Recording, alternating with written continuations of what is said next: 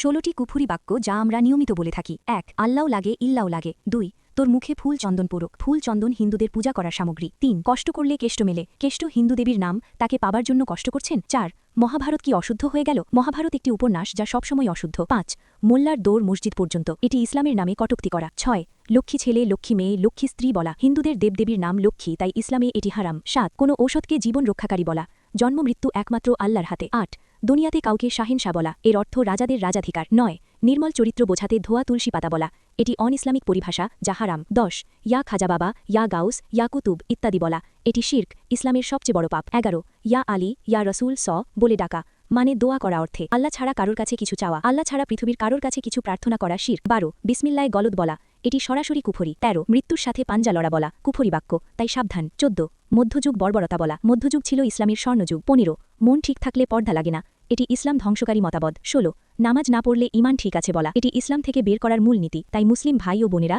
যখন কথা বলবেন খুব সাবধানে কথা বলবেন, আর এসব কথা ভুলেও মুখে আনবেন না প্লিজ। আল্লাহ তাআলা আমাদের সঠিক বুঝ দান করুন, আমিন।